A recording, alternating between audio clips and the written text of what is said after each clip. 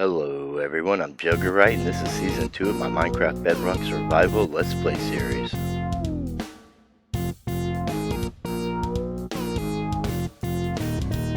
Hello everyone, I hope you're having a great day. We're over here at the starter area because we are gonna throw some mending on our gear and we're gonna get it all set up in case we ever end up needing it here at spawn. Plus, we've got some work to do on another big project, which is going to be a secret, but we're going to get it started. Most of that will be done off camera as far as the prep for it goes, and that's going to take some time, so that's going to be down the road a while. But I wanted to just kind of bring you in the loop. Plus, we're going to work on the bringing life to the end island there by our gazebo. I'm still going to have a hard time trusting armor stands for a while. So basically we are going to put a trunk here and we are going to throw our gear in here. Some of it is completely enchanted and just likes the mending books. Others still need a little bit of work to them, but thanks to our villagers here at our starter area, all these lovely librarians are going to help us with that task. And we're going to need all the paper we can get because we are going to do as much trading as we can with it. We have some in the storage unit, not a lot because we had just leveled up all the other librarians a pretty good bit when they had despawned. So unfortunately this is also going to be a little bit of a process that I'll have to keep working on. But I think we should be good in the emerald department and the book department with what we have at least to get the books we need.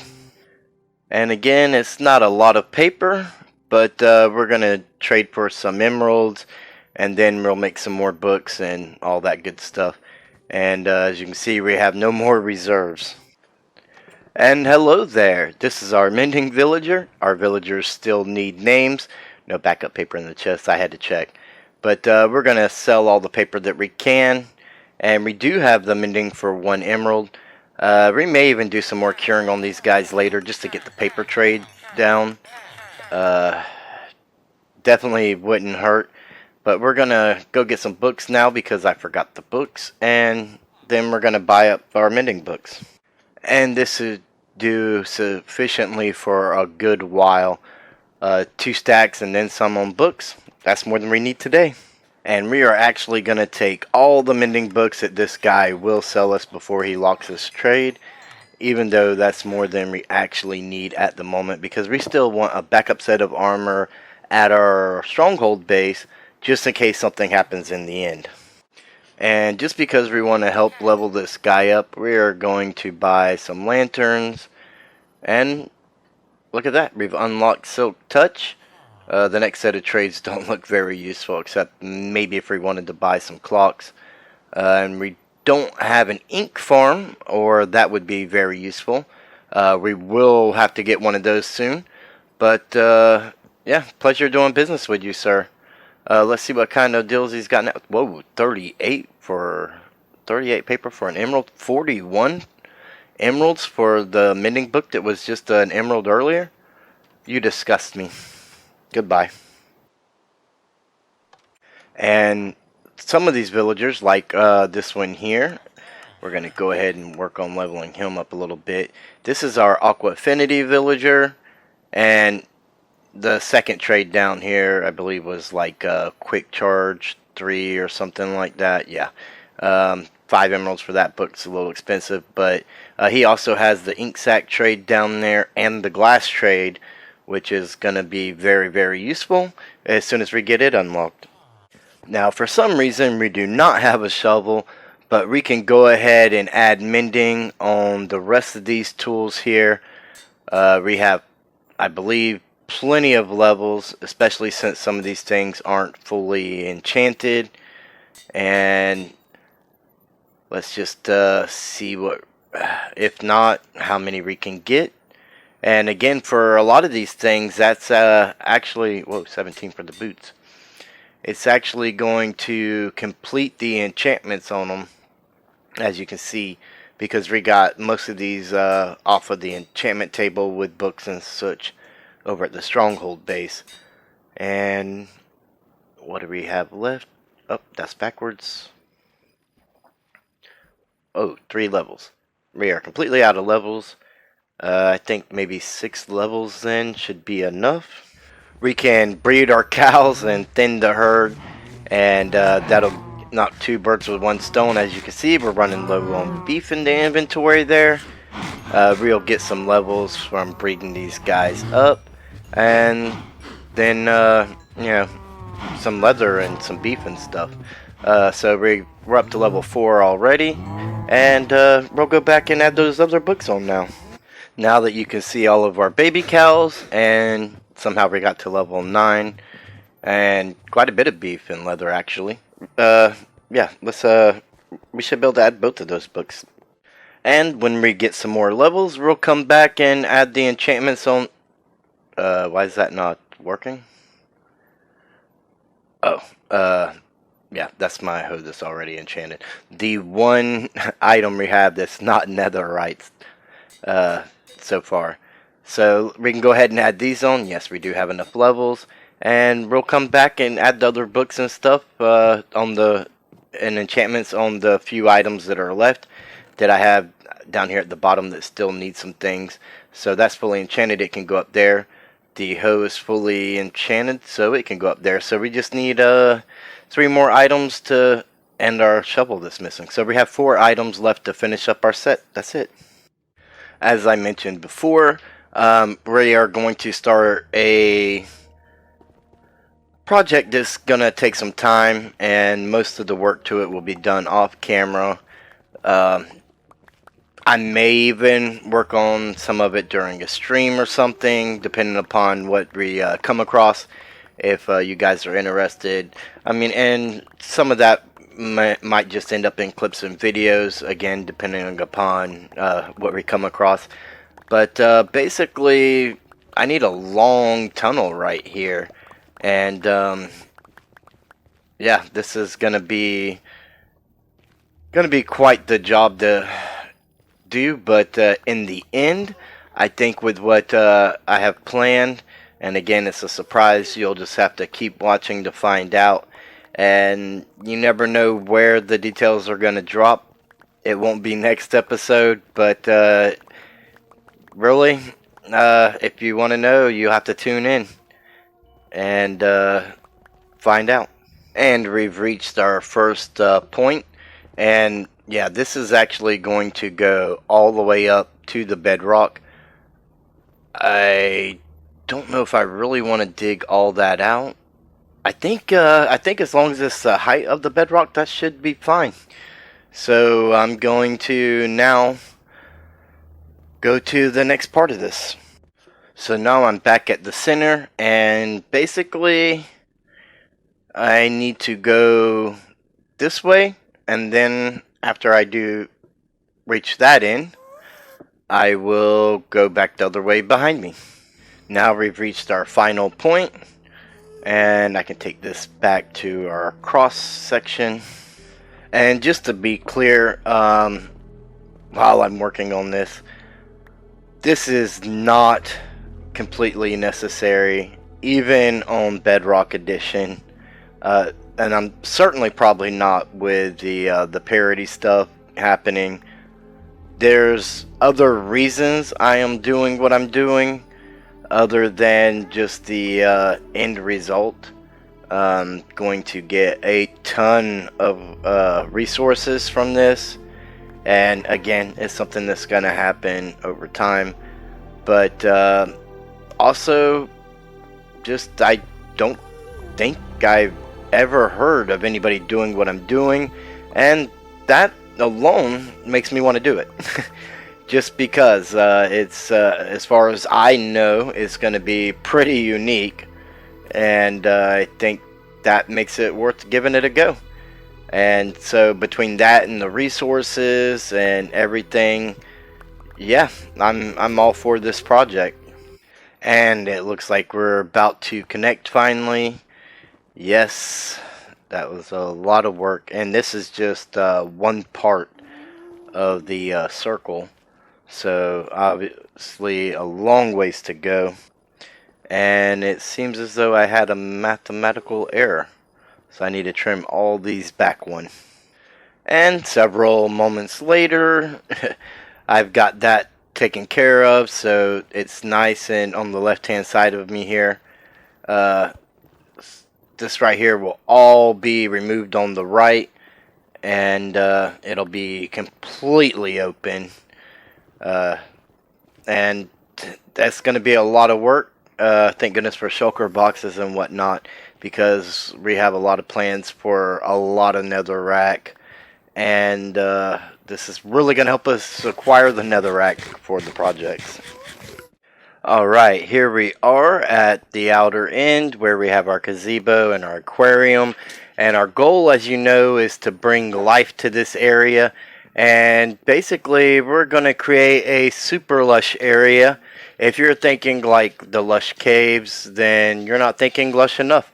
I brought some stuff, and we're going to go ahead and try a few things out and see how it goes, and then we are going to go get whatever we need to really get the project started.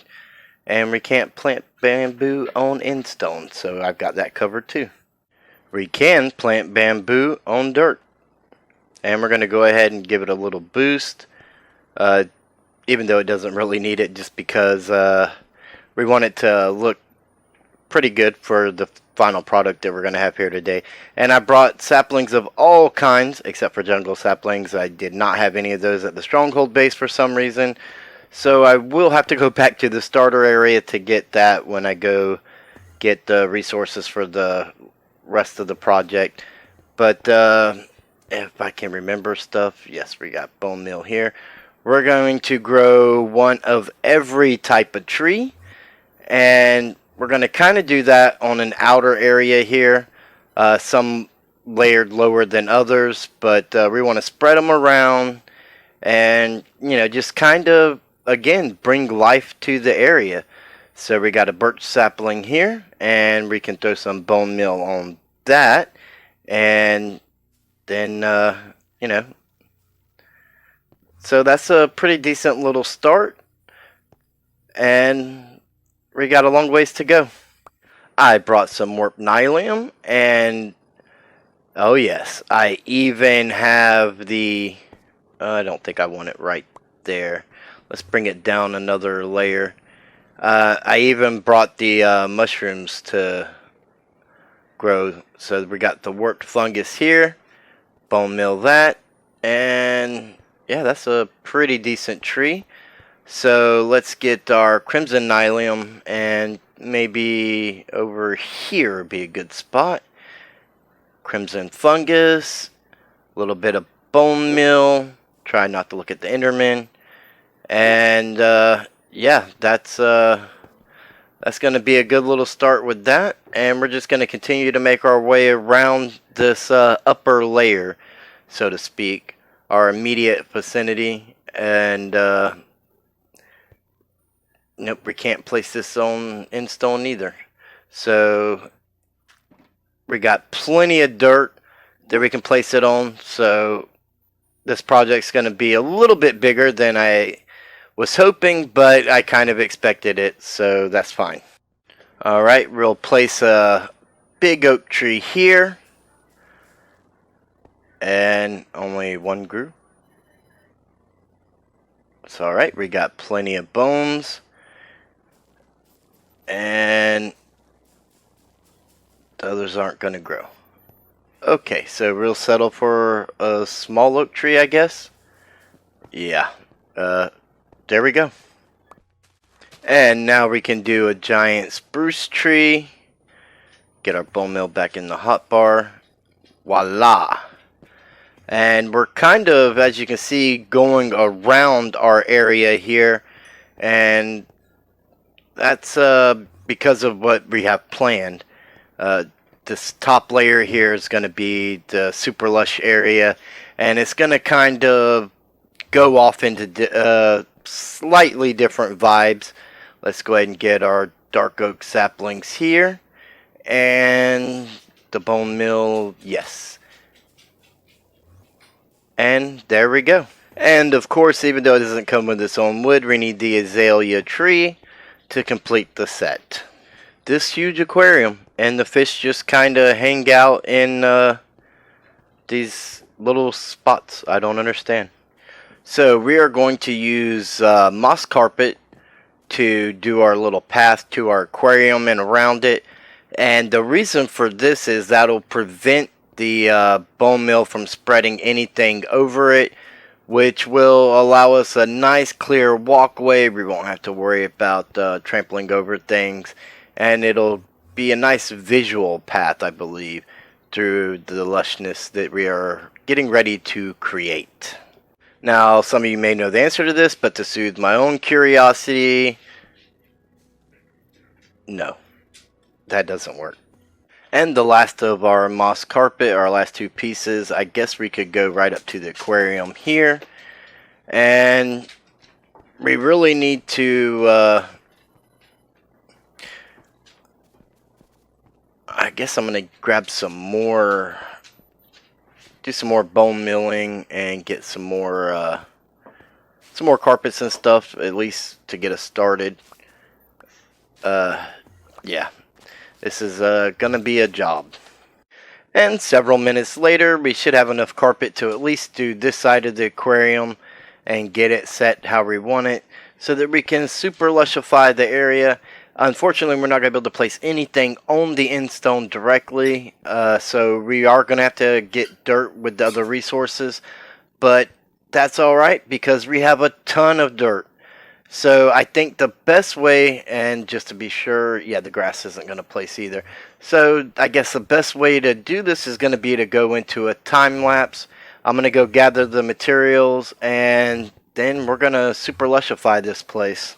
So I went ahead and used the materials I had on me to get started, and this will help give you an idea of what we're going for here, as I'm just kind of randomly placing this stuff in.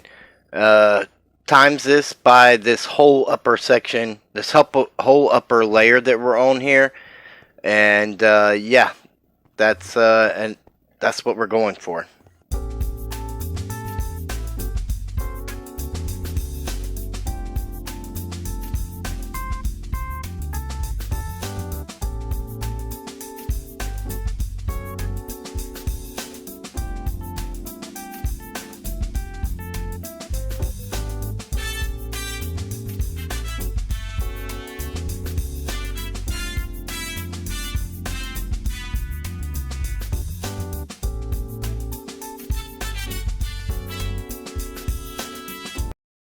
Now to take a peek at our super lush area, and I really hope you guys enjoy the way this turned out as much as I did, and let me know in the comments below what you think.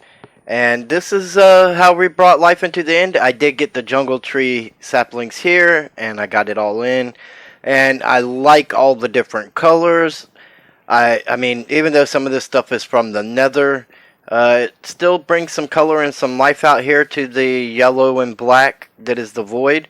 And, I guess Enderman can set those on in stone. That's strange. But I even tried to get some vines on the gazebo to help it look a little overgrown and lush. And I'm really happy with how this turned out. I got some different flower varieties in, not all of them, but some. And just really tried to make sure things were spread out a little bit, but at the same time there's no rhyme or reason. I wanted it to look as natural as possible, but we have our clear path all the way around our aquarium. So this layer of the island is, I would say, done. Let me know what you guys think, and if you understand why these fish stay here like this. That baffles me. Before we can wrap up the episode, we have one last thing to do. And again, let me know what you guys think in the comments below about our super lush island so far and the life that we've brought here to the end. I'm really happy with it, and I'm really liking all the different colors. And we have a lot more projects planned for out here. This is just tapping the tip of the iceberg, basically. Here we are at MPS. It's been a while and it feels good to be back, but we definitely have a comment that was a little bit longer than what I could fit on the page, so I kind of broke it down to fit what we need for our situation here. And basically the part that we need to analyze is what I put in here. But thank you all for all of your comments. I appreciate each and every one of you and all the feedback. I love the design of the monorail track. As the monorail is more modern build, how about using end rods as your lighting system? Rocketbug 5977. And honestly, I hadn't considered that, but I do like the idea of that, so I think we're going to go ahead and try that out. And I think up here, running along the top, will help give the light illumination that we need. And I think these look better if I do like I did in the Stronghold base, where they kind of offset and connect the ends end to end, top to top kind of deal. So this is basically how I achieved that. Is I just did end rod stone, the whole length. Then after you remove your stone, it's easy to just place them in just like this right here. And I really think that that does help finish the look to this thing. And I think we should keep the lanterns just for aesthetic purposes. The end rods will obviously give us more than enough light. But I do like the way that the lanterns look here in these cross sections. And oh, you can one punch those things? I did not realize that. Alright. So let's put that back. And I think that was a great addition. Thank you, Rocketbug 5977, for the suggestion. I think that's really going to help make a huge difference here on this monorail. Well, we accomplished quite a bit today. And believe it or not, our backup gear for our starter base is nearly complete. We started an ongoing large project yet again to go with the projects that we already have. Plus, we went and did some of the stuff for Operation Outer End. Let me know what you guys think about that. We have villagers that need names. And let me know if there's anything that we haven't done in this world yet that you would like to see that kind of goes with what we've got, or something that you would like to see down the road even. And don't forget to, if you've enjoyed the video, to give it a thumbs up and share it with your friends. We are only 4 subscribers away from a 50 subscriber special. Thank you to all of you guys who take the time to watch these videos. It means a lot to me, and I'm happy to entertain as best as I can. And if you're not already, subscribe, ring the bell so you don't miss out on future episodes. And I'll see each and every one of you in the next video.